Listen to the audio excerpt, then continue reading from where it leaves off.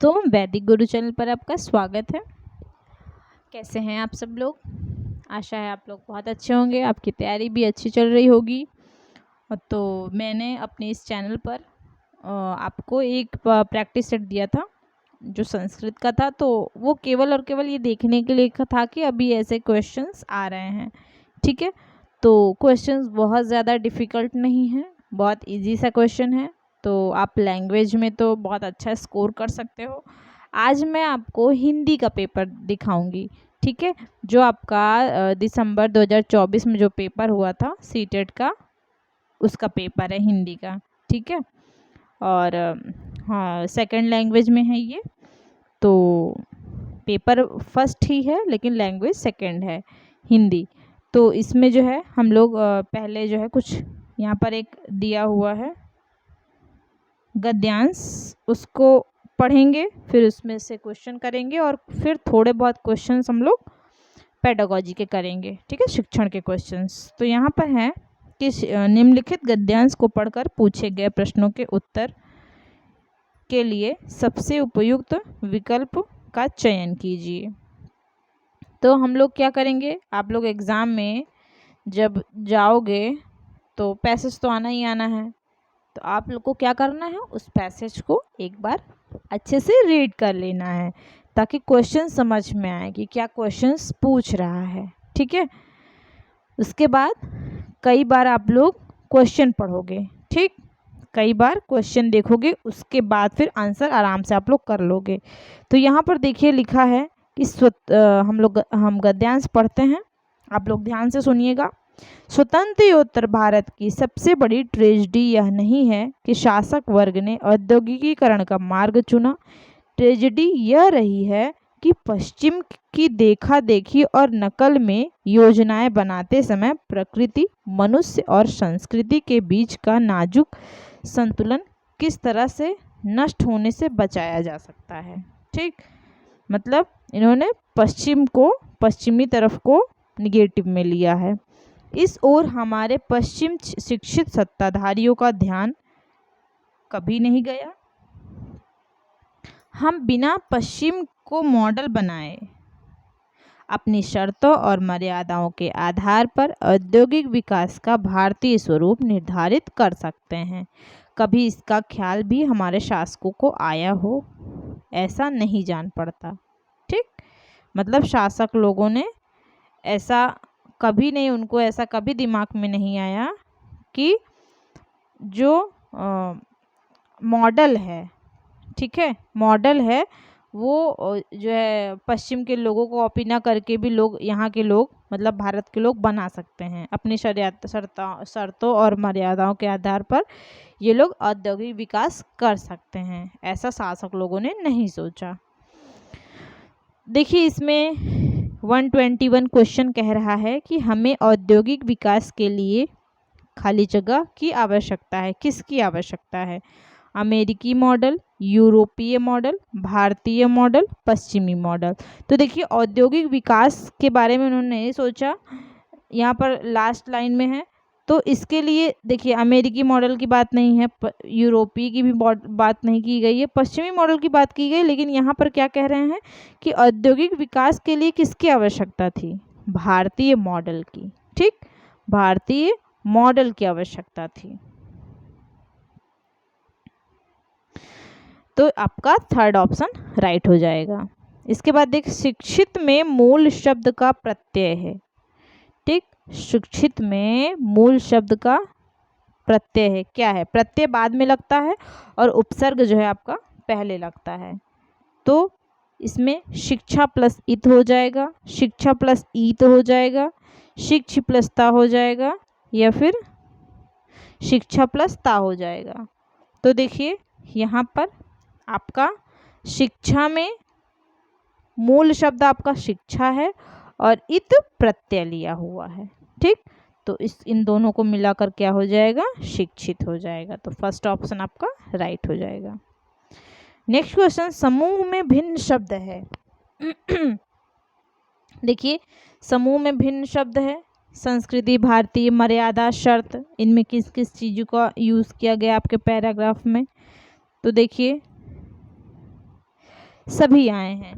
लेकिन इसमें देखिए समूह से भिन्न पूछा है, तो संस्कृति, मर्यादा और शर्त ये दोनों समान हैं, ये तीनों समान हैं, और भारतीय जो होता है, ये भारतीय है, वो थोड़ा अलग हो जाएगा आपका। ठीक है, तो इसलिए इसमें जो है आपका राइट आंसर हो जाएगा सेकंड ऑप्शन। योजनाएं निर्धारित करते समय प्रमुख है, पहला ऑप्शन कह रहा है कि प्रकृति की अपेक्षा मनुष्य की उन्नति का विशेष ध्यान रखना, प्राकृतिक सौंदर्य का विशेष ध्यान रखना, समय सीमा का ध्यान रखना, प्रकृति और मनुष्य के संतुलन को बनाए रखना। तो देखिए इसमें कह रहे हैं कि योजनाएं निर्धारित करते समय, जब आप कोई योजना बना रहे हैं तो उस समय क्या होना चाहिए, क्या प्रकृति की इच्छा मनुष्य की उन्नति पर विशेष ध्यान देना चाहिए, फिर प्राकृतिक सौंदर्य पर, फिर समय सीमा पर का ध्यान रखना चाहिए, या फिर प्रकृति और मनुष्य के संतुलन को बनाए रखने। तो प्रकृति, मनुष्य और संस्कृति के बीच नाजुक संतुलन जो है बनाए रखना चाहिए। ठीक, प्रकृति और संस्कृति के बीच संतुलन बनाए रखना चाहिए। यहाँ पर देखा आपने, इसलिए आपका राइट आंसर हो जाएगा फोर्थ ऑप्शन। गद्यांश में किस बिंदु को अनुचित ठहराया गया है, तो औद्योगिक विकास को, प्रकृति की उपेक्षा को, पश्चिमी अंधानुकरण को, प्रकृति की को अधिक महत्व देना। तो देखिए इस यहाँ पर देखिए गद्यांश में जो है पश्चिमी अंधानुकरण, इसको निगेटिव में लिया गया है। ठीक, मतलब पश्चिम के लोगों ने जो जो चीज़ें की, जो जो कार्य किया, उसको शासकों ने ज़्यादा वरीयता दी, और यहाँ पर यहाँ के लोगों ने जो कार्य किया उसको उन्होंने ध्यान नहीं दिया। ठीक, बस देखिए हम बिना पश्चिम के मॉडल बनाए अपनी शर्तों मर्यादाओं के आधार पर औद्योगिक विकास का भारतीय स्वरूप निर्धारित कर सकते हैं। कभी इसका ख्याल भी हमारे शासकों को नहीं आया। ठीक, बिना उनको इन्वॉल्व किए, पश्चिम को इन्वॉल्व किए। तो यहाँ पर देखिए पश्चिमी अंधानुकरण को इनको अनुचित ठहराया गया है। Second option right. 126 कह रहा है कि स्वतंत्रता के बाद भारत की त्रासदी है, क्या है, पश्चिमी देशों का अंधानुकरण, भारतीय मॉडल, औद्योगिकीकरण, पंचवर्षीय योजनाएं।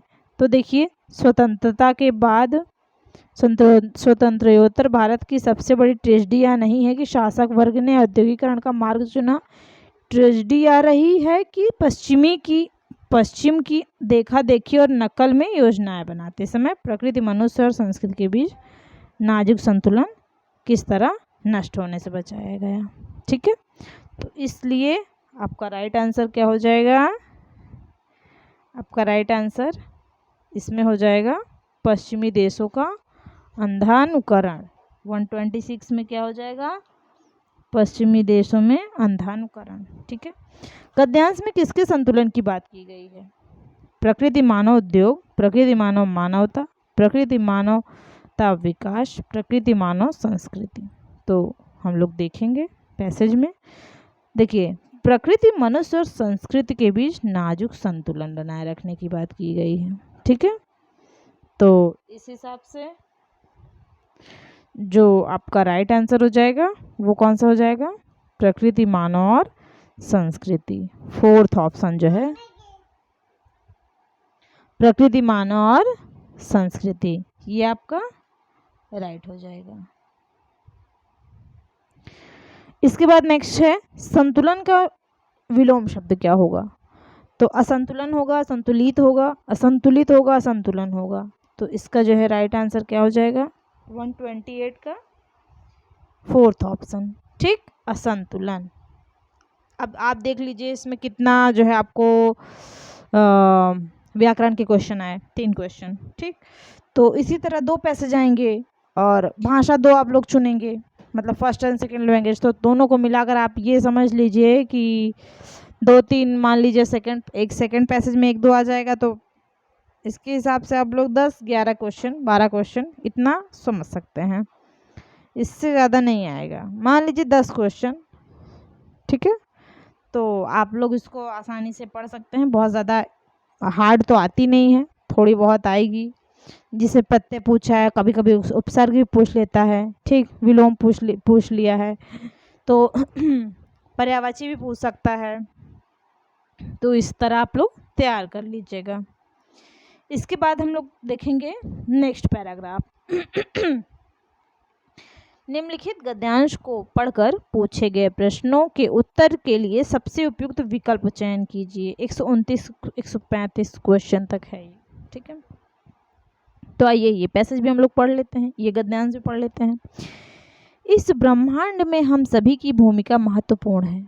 कोई भी व्यक्ति किसी दूसरे से ज़्यादा खास नहीं है, क्योंकि परमात्मा की नज़र में हम सब एक समान हैं। ध्यान अभ्यास हमें सभी जीवों को एक समान देखने में मदद करता है। हम मानते हैं कि कोई भी व्यक्ति जो एक चौकीदार, क्लर्क या कैशियर है, वह उतना ही महत्वपूर्ण है जितना कि किसी कंपनी का कोई मालिक। हमें समझ आता है कि किसी कंपनी का मालिक कर्मचारियों के बिना काम नहीं कर सकता। सही बात है, अगर कर्मचारी नहीं होंगे तो कंपनी कैसे चलेगी, चाहे वे अधिक वेतन पाने वाले हों या सबसे कम वेतन पाने वाले। सभी लोग अपनी अपनी जगह महत्वपूर्ण हैं। भले ही हम बाहर के से रंग, रूप, समाज, संस्कृति आदि के स्तर पर अलग दिखते हैं, लेकिन पिता परमेश्वर की संतान होने के नाते हम सभी एक समान हैं, ठीक है। तो ये रहा आपका पैसेज, कुछ क्वेश्चंस दिए हुए हैं, उसको देख लेते हैं। 129 क्वेश्चन है कि गद्यांश के अनुसार सभी व्यक्ति क्या हैं? समान वेतन के अधिकारी हैं, व्यवसाय में लगे हुए हैं, एक समान हैं,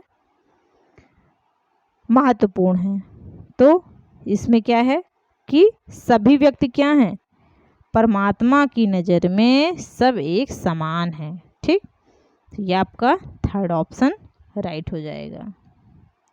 सब एक समान, कितने इजी सा आया है, ठीक है।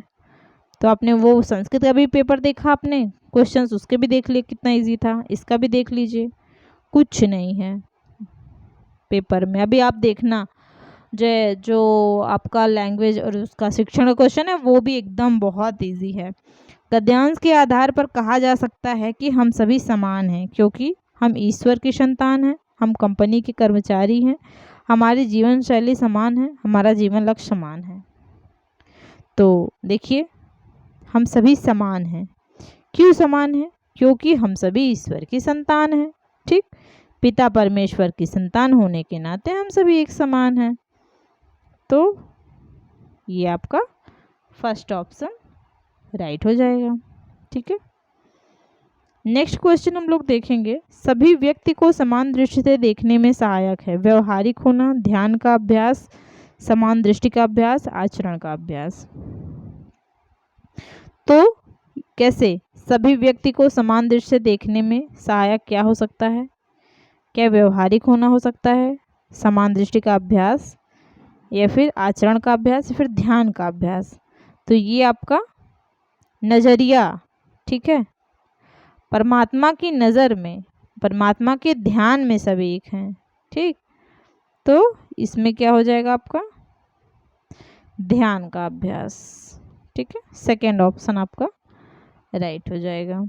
नेक्स्ट क्वेश्चन, किसी भी कार्य की सफलता में ब्ला ब्ला ब्ला योगदान होता है सभी को समदृष्टि का, पदाधिकारियों के श्रम का, सभी के परिश्रम का, सभी के धन का। तो किसी भी कार्य की सफलता में क्या योगदान होता है? सभी की सफलता में क्या था, एक बार क्वेश्चन फिर से पढ़ते हैं।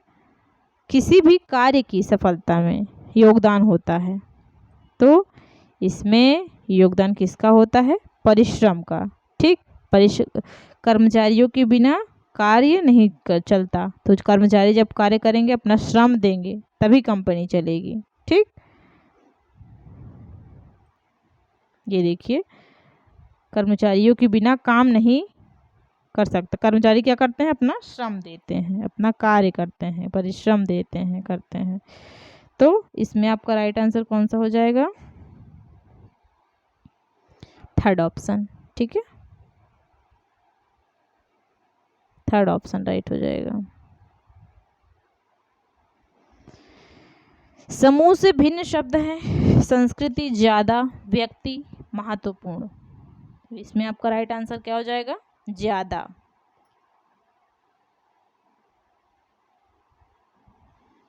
संस्कृत शब्द में, एक समूह से भिन्न शब्द कौन सा है? संस्कृति। ज्यादा, व्यक्ति, महत्वपूर्ण, तो ये आपका ज्यादा जो है सेकेंड ऑप्शन, ये आपका क्या हो जाएगा? राइट हो जाएगा। ये समूह से भिन्न है। संस्कृति शब्द में क्या है? प्रत्यय कौन सा है? देखिए प्रत्यय उसमें भी आया था, इसमें पैसिव में भी आ गया। तो 2 क्वेश्चन जान लीजिए आपके प्रत्यय के हो गए। समूह में भिन्न जो है पूछा, 2 क्वेश्चन आपके इसके हो गए, 4 क्वेश्चन हो गए। ठीक। संस्कृति शब्द में प्रत्यय है कौन सा? ई प्रत्यय है, ई है, इक है, इत है, तो संस्कृति। ठीक है, तो इसमें आपका इक प्रत्यय हो जाएगा, संस्कृत प्लस इक, तो संस्कृति। ठीक है, तो इसमें आपका एक प्रत्यय हो जाएगा। गद्यांश में सभी मनुष्यों को समान भाव से देखने एवं खाली जगह पर बल दिया गया है। व्यवहार करने, समान वेतन देने, विशेष मानने, समान नौकरी करने, तो इसमें क्या कहा गया है? सभी मनुष्यों को समान भाव से देखने एवं व्यवहार, अभी हमने पढ़ा था ना, सभी व्यक्तियों को समान भाव से देखने, और देखिए इसमें आ जाएगा व्यवहार करने। गद्यांश में सभी मनुष्यों को समान भाव से देखने एवं व्यवहार करने पर बल दिया गया है। और ये थोड़ा सा एक क्वेश्चन ये देखिएगा कि कौन सा वाला था, हाँ यहाँ सभी व्यक्ति को समान दृश्य देखने में सहायक है। यहाँ पर देखिए ध्यान और अभ्यास, ध्यान अभ्यास हमें सभी जीवों को एक समान देखने में मदद करता है। ठीक, एक ज्ञापन आपका पूरा टू दी पॉइंट मिल गया आंसर। ठीक है, ध्यान और अभ्यास, ये रहा ध्यान और अभ्यास, तो इसका सेकंड ऑप्शन राइट हो जाएगा। ठीक, इसके बाद हम लोग देखेंगे, ये क्वेश्चन आ गया शिक्षण का। निम्नलिखित में से कौन सा आकलन के बारे में सही नहीं है? ठीक, आकलन क्या होता है? असेसमेंट। ठीक है, आकलन असेसमेंट मतलब टीचर जो बच्चों को पढ़ा रहा है, बच्चे को समझ में आया, उसका कुछ परिणाम निकला, जो परिणाम निकलता है वही होता है आकलन। ठीक, आकलन को इंग्लिश में क्या बोलते हैं? असेसमेंट। ठीक, एक असेसमेंट होता है और एक इवैल्यूएशन होता है, मूल्यांकन होता है। मूल्यांकन में क्या होता है? परिणाम पर कार्य किया जाता है, जो रिजल्ट निकलता है। और आकलन क्या होता है? ये क्लास टेस्ट के हिसाब से, मतलब जैसे कि टीचर जो है वो असेसमेंट कर सकता है, क्लास टेस्ट ले सकता है महीने में 1 बार 2 बार, ठीक है, उसको इम्प्लीमेंट करके, और इससे बच्चे के लर्निंग गैप का पता चलता है। ठीक, और ये अधिगम जो आकलन होता है, ये बच्चों को मतलब पढ़ाने में आसानी होती है। अगर आप आकलन कर लोगे, टीचर अगर बच्चों का आकलन कर लेगा तो उसको कहाँ कमी आ रही है, पढ़ने में क्या प्रॉब्लम हो रही है, ये वो समझ पाएगा। ठीक है, तो आकलन जो है ये 2 तरह का होता है आकलन, एक समेटिव होता है और एक फॉर्मेटिव होता है। ठीक, रूपात्मक या रचनात्मक आकलन, और समेटिव मतलब योगात्मक आकलन होता है। ठीक है, मैं आपको बताती हूँ। आकलन जो होता है वो 2 प्रकार का होता है, एक रूपात्मक या रचनात्मक भी बोल सकते हैं इसको, रचनात्मक मूल्यांकन, रचनात्मक आकलन है, और एक आपका समेटिव हो जाएगा योगात्मक आकलन। ठीक, योगात्मक आकलन। अब देखिए रचनात्मक में क्या होता है? बच्चे को कक्षा के दौरान, ठीक है, कक्षा के दौरान बच्चे को उससे पूछकर, उसका आकलन करके उसको सिखाया जाता है। ठीक, और उसको इम्प्रूव कर रहे हैं उस बच्चे को।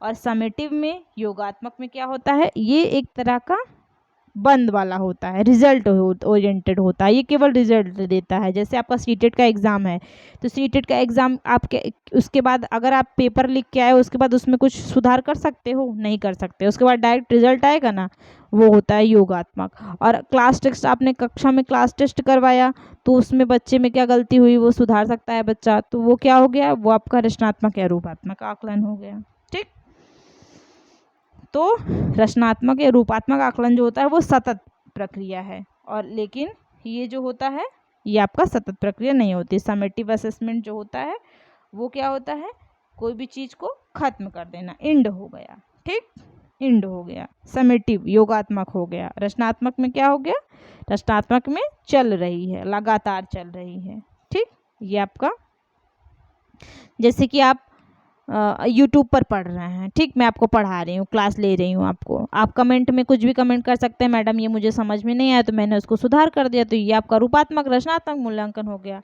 और जिसमें सुधार नहीं हो सकता, एग्ज़ाम दे के आए आप, कोई भी एग्ज़ाम, उसमें सुधार नहीं हो सकता, वो आपका योगात्मक मूल्यांकन हो गया। ठीक, अब आप इस क्वेश्चन को बहुत आसानी से कर लेंगे। इसमें कह रहा है कि कौन सा आकलन के बारे में सही नहीं है, तो यह विद्यार्थियों की प्रगति की गति का मूल्यांकन करने में मदद करता है, यह केवल अध्यापक द्वारा ही किया जाता है, यह विद्यार्थी की प्रगति के बारे में समग्र दृष्टिकोण प्रदान करता है, यह विद्यार्थियों की उपलब्धि के बारे में ठोस साक्ष्य प्रस्तुत करता है। तो देखिए इसमें आपको समझ में आ गया होगा कि आपका आंसर कौन सा हो सकता है। ठीक, क्योंकि केवल शब्द जो होता है वो आपको हमेशा निगेटिव बताता है। ठीक, केवल शब्द जो हो गया ये आपको हमेशा और हमेशा निगेटिव बताता है, ये निगेटिव पॉइंट है। कहीं भी एग्जाम में आपको केवल शब्द दिखे तो इस पर आप रुक जाइएगा और थोड़ा सा इसके बारे में सोचिएगा। ठीक, तो यह विद्यार्थी की प्रगति की गति का मूल्यांकन करने में मदद करता है, सही बात है। बच्चा कहाँ तक पहुँचा है, कितनी प्रगति कर चुका है वो, ठीक, तो आप उसका मूल्यांकन कर सकते हैं। तो ये जो है पॉजिटिव आ गया। यह अध्यापक, केवल अध्यापक द्वारा नहीं होता है, इसमें अध्यापक और बच्चा दोनों इन्वॉल्व होते हैं। ठीक, आकलन में अध्यापक और बच्चा दोनों इन्वॉल्व होते हैं। इसके बाद देखिए, यह विद्यार्थी की, ये देखिए केवल अध्यापक द्वारा ही, ऐसा नहीं है केवल अध्यापक द्वारा आकलन, बच्चा खुद भी कर सकता है आकलन। बच्चे ने आज सुबह एक चैप्टर पढ़ा, उसने सोचा कि ये चैप्टर के बारे में मतलब उसने ये अपने आप से कहा कि मैं इसको पूरा कंप्लीट करूँगा अब एक दिन में। अब वो शाम को क्या करता है, अपना आकलन करता है कि मैंने कितना पोर्शन कंप्लीट किया। ठीक, तो ये हुआ। तो ये बच्चा केवल अध्यापक द्वारा ही नहीं किया सकता। यह विद्यार्थी की प्रगति के बारे में समग्र दृष्टिकोण, सही बात है कि विद्यार्थी कहाँ कितनी प्रगति कर पाया है। यह विद्यार्थी की उपलब्धि के बारे में ठोस साक्ष्य प्रस्तुत करता है, सही बात है, ये पॉजिटिव है। तो देखिए निगेटिव क्या आया, सेकंड वाला, यह केवल अध्यापक द्वारा किया जाता है, तो इसमें निगेटिव पूछा है। तो आप हमेशा एग्जाम में क्या करेंगे कि अगर कोई निगेटिव वर्ड आता है तो उसको तुरंत आप सर्कल करेंगे। तो इसमें आपका राइट आंसर थर्ड वाला हो गया। ठीक है, सॉरी, आपका राइट आंसर सेकंड हो गया। ठीक है, इसमें आपका आंसर सेकंड, निगेटिव पूछा है ना, केवल आ गया, इसमें नहीं पूछा है, तो आपका सेकंड ऑप्शन जो है वो राइट हो जाएगा। इसके बाद हम लोग नेक्स्ट क्वेश्चन पर आते हैं, अधिगम के बारे में। अधिगम में रह गई कमियों को देखने के संदर्भ में त्रुटि विश्लेषण महत्वपूर्ण है। क्यों महत्वपूर्ण है? क्योंकि गलतियां शिक्षार्थियों की समझ में रह गई कमियों की ओर संकेत करती है। गलतियां अवधारणा विकास की प्रेरणा को प्रदर्शित करती हैं। अधिकतर त्रुटियां विद्यार्थियों के अनियमित दृष्टिकोण के कारण होती हैं। गलतियां शिक्षार्थी के मस्तिष्क और अधिगम की अवस्था को समझने में सहायक होती हैं। देखिए क्या कह रहे हैं कि अधिगम में रह गई कमियों को देखने के संदर्भ में त्रुटि विश्लेषण। अधिगम क्या है? अधिगम वह है कि बच्चे की समझदारी, ठीक है, कितना ज्ञान है, कितना उसको पढ़ना चाहिए, ठीक है, सीखना। तो ये जो अधिगम है ये कैसे होती है? अधिगम जो होता है उसमें नियम, व्याकरण सीखना, ये सब चीज़ें होती हैं और बच्चा ये जाके स्कूल में जाकर करता है।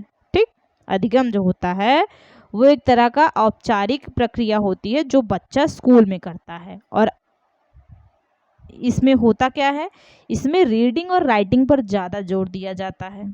तो और एक चीज़ और है कि बिना गलती किए बच्चा सही कर नहीं पाएगा।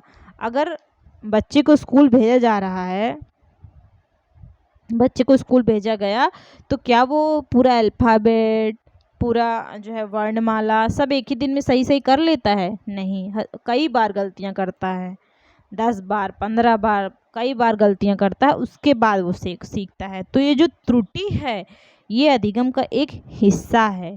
ठीक, त्रुटि जो होती है, गलती जो है, वो अधिगम का क्या है, एक हिस्सा है।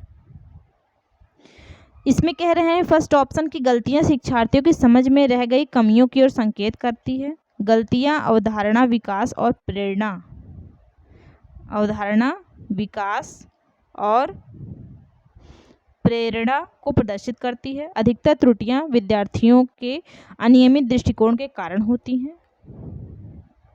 गलतियां जो हैं शिक्षार्थी के मस्तिष्क और अधिगम की अवस्था को समझने में सहायक हैं। तो देखिए, जो इसमें कह रहे हैं कि अधिगम में सीखने में कुछ कमी रह गई, तो ये जो है इसका ऑप्शन सही हो जाएगा आपका चौथा। क्यों सही हो जाएगा? क्योंकि गलतियां शिक्षार्थियों के मस्तिष्क और अधिगम की अवस्था को समझने में सहायक हैं।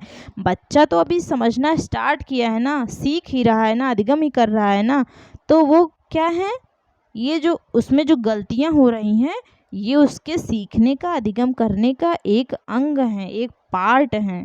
ठीक है, अधिगम की अवस्था को समझने में ये सहायक होती हैं, बहुत बड़ा योगदान देती हैं। और यहाँ पर देखिए थर्ड ऑप्शन क्या कर रहा है, अधिगम त्रुटियां विद्यार्थियों के अनियमित, मतलब बच्चे ने त्रुटि कर दी, गलती कर दी, तो ये आपका उसका अनियमित दृष्टिकोण, मतलब उसके देखने का नज़रिया नियम से विपरीत हो गया, ऐसा नहीं है। गलतियां अवधारणा विकास और प्रेरणा को प्रदर्शित करती हैं? बिल्कुल नहीं। समझ में रह गई कमियों की ओर संकेत करती हैं? नहीं। तो इसका राइट आंसर जो हो जाएगा, कमियों को देखने के संदर्भ में त्रुटि विश्लेषण महत्वपूर्ण है। त्रुटियों का मतलब उसने कहाँ गलती की है उसको विश्लेषित करिए। ये इसलिए महत्वपूर्ण क्योंकि जो गलतियाँ होती है वो शिक्षार्थियों के मस्तिष्क और अधिगम की अवस्था को समझने में सहायक हैं। ठीक, फोर्थ ऑप्शन आपका राइट हो जाएगा। आशा है आपको समझ में आया होगा। अगर कोई क्वेश्चन में आपको नहीं समझ में आता, कुछ प्रॉब्लम होती है, तो आप मुझे कमेंट बॉक्स में आप उसको कमेंट कर देंगे। ठीक है, अब यहाँ पर देखिए, निम्नलिखित में से कौन सा स्टीफन क्रेशन द्वारा दी गई मॉनिटर परिकल्पना के संदर्भ में सही नहीं है। अब स्टीफन क्रेशन के बारे में, कौन है ये अमेरिका के एक भाषा विज्ञानी हैं। ठीक, ये कहाँ के हैं, अमेरिकन है ये। इन्होंने द्वितीय भाषा के अर्जन का एक सिद्धांत दिया। ठीक, क्या दिया, द्वितीय भाषा के अर्जन का सिद्धांत, जिसमें आपका मॉनिटरिंग परिकल्पना भी आता है। ठीक, इनका जो सभी सिद्धांत हैं 5 साल, जिसमें 5 साल का संकल्पनाएं हैं। कौन सा, द्वितीय, याद रखिएगा हमेशा, द्वितीय भाषा के अर्जन का एक सिद्धांत दिया था जिसमें 5 साल का संकल्पनाएं हैं। ठीक, और जो चॉम्स्की हैं, जो जैसे चॉम्स्की ने माना है कि जो द्वितीय भाषा है उसके अर्जन को अधिगम से ज़्यादा महत्व दिया जाना चाहिए, उसी तरह क्रेशन ने भी कहा है कि द्वितीय भाषा जो हमारी सेकेंड लैंग्वेज होती है उसके अर्जन को अधिगम से ज़्यादा महत्व दिया जाना चाहिए। क्यों? क्योंकि वो कहते हैं कि जो सेकेंड लैंग्वेज है उसको बोलने के लिए प्रथम भाषा की तरह स्वाभाविक वातावरण की ज़रूरत होती है। ठीक, अगर हम सेकेंड लैंग्वेज अच्छे से प्रिपेयर करें, मतलब अगर हमको सेकेंड लैंग्वेज बोलना है तो हमको पहली भाषा आनी चाहिए। जैसे बच्चा जो है, छोटा बच्चा, उसको इंग्लिश सिखाना है और उसकी मदर टंग मातृभाषा है, तो अगर उसको डायरेक्ट इंग्लिश सिखाएंगे तो नहीं समझ में आएगा। अगर उसको मातृभाषा के मतलब उसकी जो मदर टंग है, मदर टंग के साथ उसमें इंक्लूड करके इंग्लिश सिखाएंगे तब वो समझ लेगा। ठीक,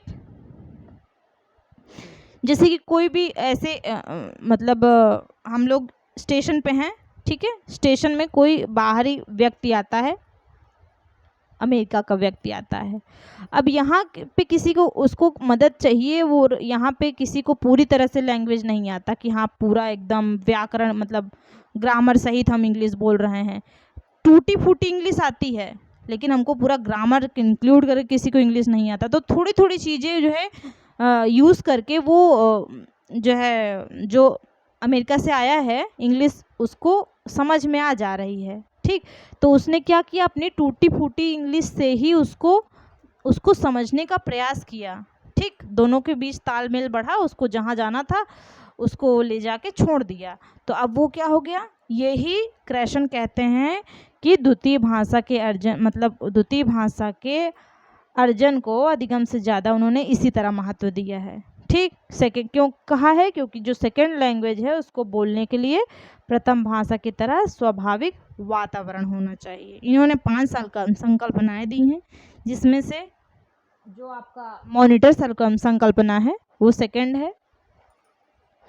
और इन्होंने इसमें कहा क्या है, जो मॉनिटर परिकल्पना होती है, ये देखिए मॉनिटर परिकल्पना के बारे में यहाँ पर बात की गई है।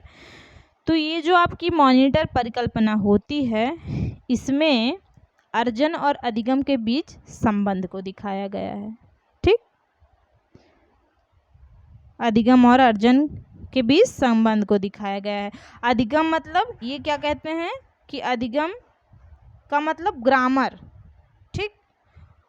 किस तरह से अधिगम के द्वारा अर्जन को नियंत्रित किया जाएगा, ठीक। अब यहाँ पर देखिए पहला है कि क्या अर्जित किया गया सीखे गए की मॉनिटरिंग करने में मदद करता है। विद्यार्थी तभी मॉनिटर कर सकता है जब उन्हें नियमों को की पर्याप्त जानकारी हो और पर्याप्त समय हो उनके पास। यह द्वितीय भाषा अर्जन के संदर्भ में प्रयुक्त की जाती है।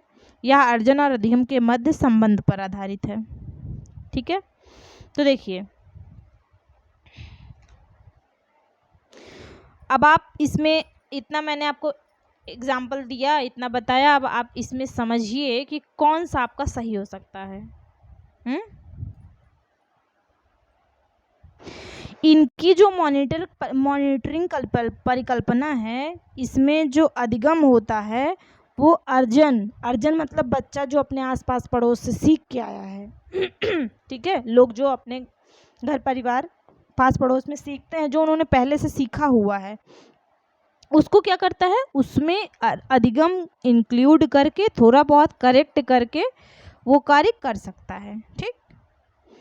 अर्जन के सुधारक, अधिगम को क्या माना है उन्होंने, क्रेशन ने माना है कि जो अर्जन होता है, अधिगम होता है जो, वो अर्जन के सुधारक मतलब करेक्टर के रूप में कार्य कर सकता है, ठीक। ताकि जो वाक्य हैं उसको सामान्य रूप से बोला जा सके, बस वो पूरी तरह गलत ना हो, बस, ठीक।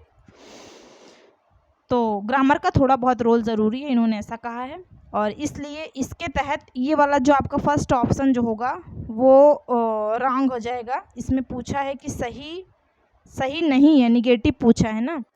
तो ये क्वेश्चन क्या कहते हैं कि क्या अर्जित किया गया है, सीखे गए की मॉनिटरिंग नहीं, क्या दोनों के बीच में तालमेल होना चाहिए। अधिगम और अर्जन, इन्होंने साफ साफ कहा है कि अर्जन और अधिगम के बीच संबंध दिखाया जाता है, ना कि केवल और केवल सीखे गए पर मॉनिटरिंग करना, नहीं, दोनों की बात की गई। इसलिए यह फर्स्ट ऑप्शन राइट हो जाए। निम्नलिखित में से कौन सा रचनात्मक आकलन का उदाहरण नहीं है। मैंने आपको आकलन के बारे में बताया, रचनात्मक और योगात्मक आकलन, ठीक है, दोनों के बारे में बताया। इसमें कह रहे हैं कि समग्र लिखित परीक्षा और सत्र की विभिन्न अवधियों में दिए गए कुछ और कार्य का मिश्रण, ठीक है। सेकंड कह रहे हैं कि पूरे सत्र भर में लघु अवधि परीक्षा से लेकर सहपाठी समीक्षा जैसी होने वाली आकलन की युक्तियां, पूरे सत्र के दौरान मौखिक और लिखित कार्यों की श्रृंखला और रोल प्ले, ठीक है। और यहाँ पर फोर्थ में कह रहे हैं कि सत्र के अंत में होने वाली सत्र परीक्षा। तो मैंने आपको बताया कि आकलन 2 तरह के होते हैं। पहला आपका फॉर्मेटिव रूपात्मक रचनात्मक, ठीक है। सेकंड योगात्मक समेटिव असेसमेंट, ठीक है।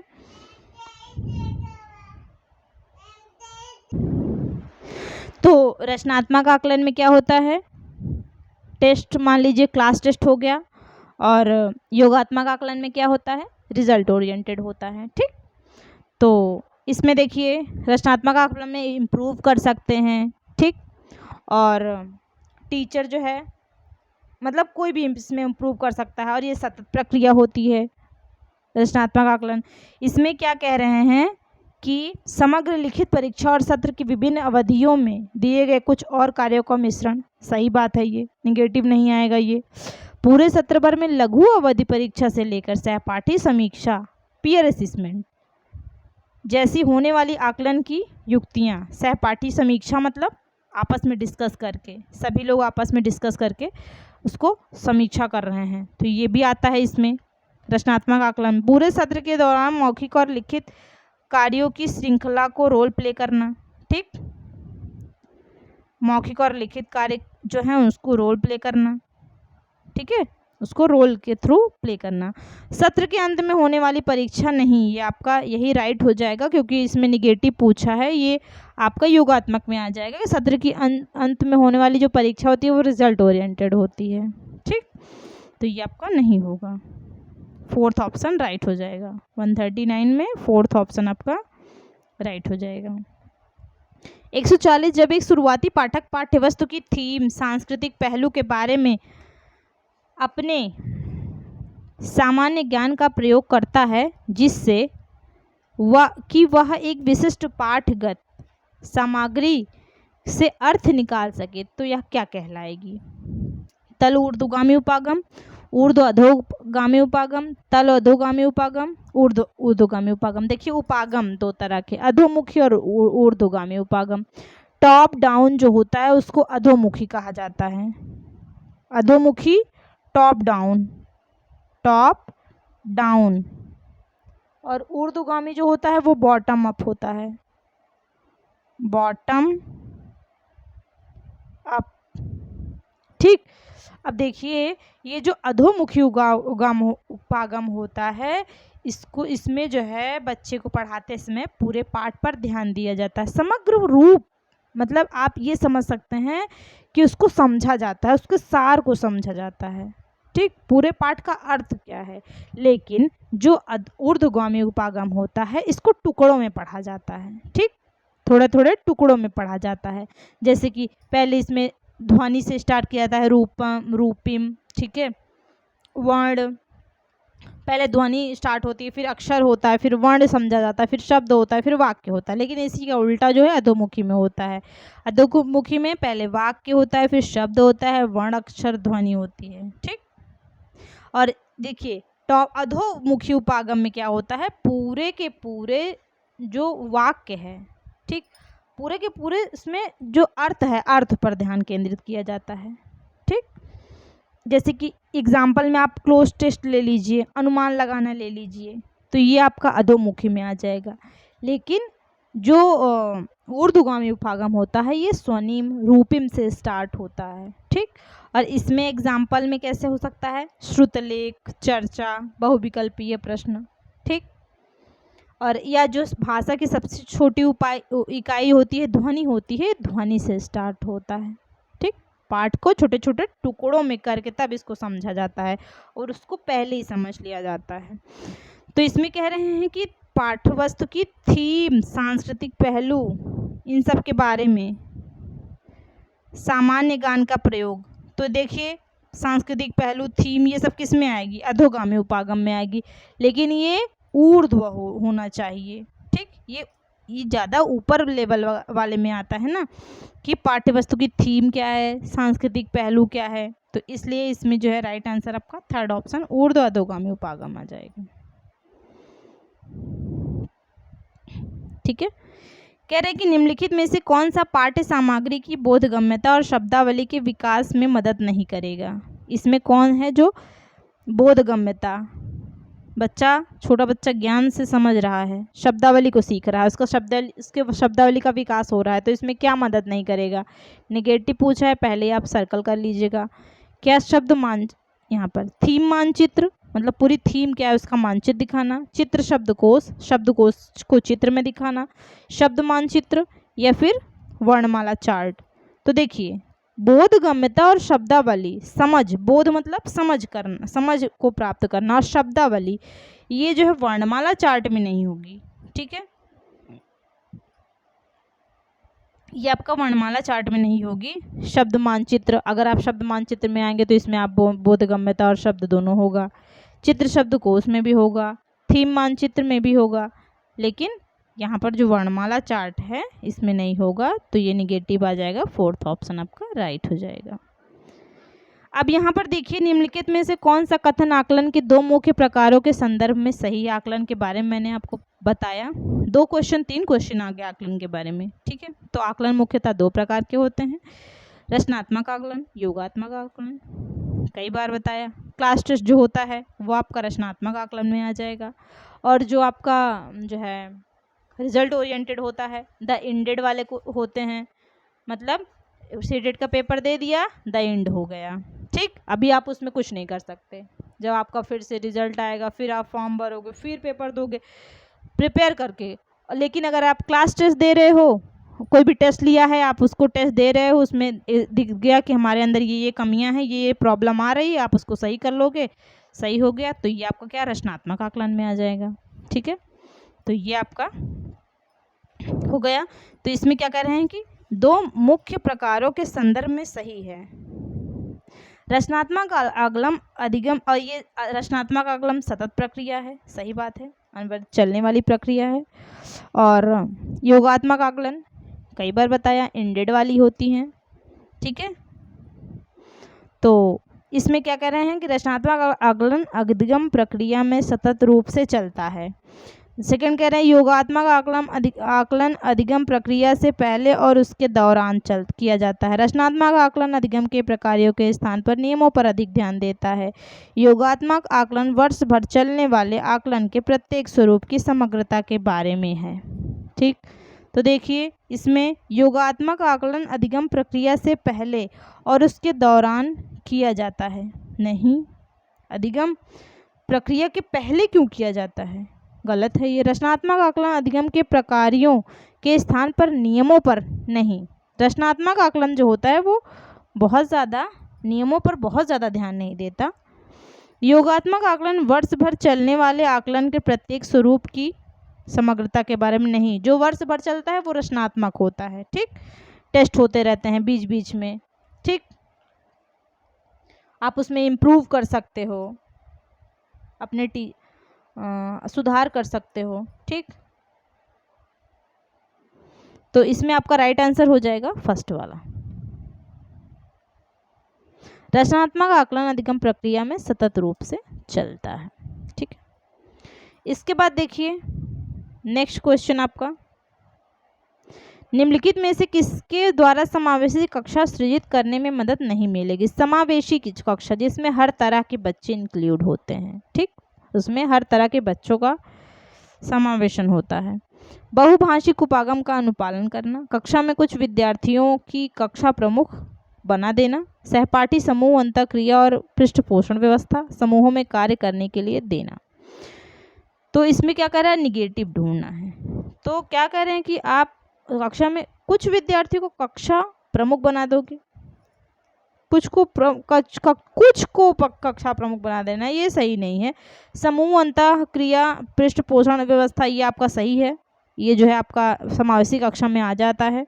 समूह में कार्य देना, बच्चे आपस में डिस्कस करके कार्य करेंगे तो अच्छा होगा उनके लिए। बहुभाषिक उपागम का अनुपालन, सही बात है, बच्चे हर जगह से अलग अलग तरह के बच्चे आए हैं, अगर वो बहुभाषा का प्रयोग करेंगे तो भाषा से क्या करेंगे, मतलब कोई एक बच्चा दूसरे को अपनी भाषा सिखाएगा, इससे बहुभाषा का विकास होगा, और दूसरा वाला अपनी भाषा सिखाएगा। तो इसमें राइट आंसर सेकंड हो जाएगा, क्योंकि यह निगेटिव है। कुछ बच्चों को मॉनिटर बना देना, ये सही नहीं है। इसके बाद देखिए, पा को फा की तरह लिखना और 6 को 9 की तरह लिखना। किस तरह के बच्चों द्वारा यह सामान्य गलती की जाती है? नामन विकार, पठन वैकल्य, हकलाने और वाले बच्चों द्वारा, या फिर वाचाघात अफेजिया।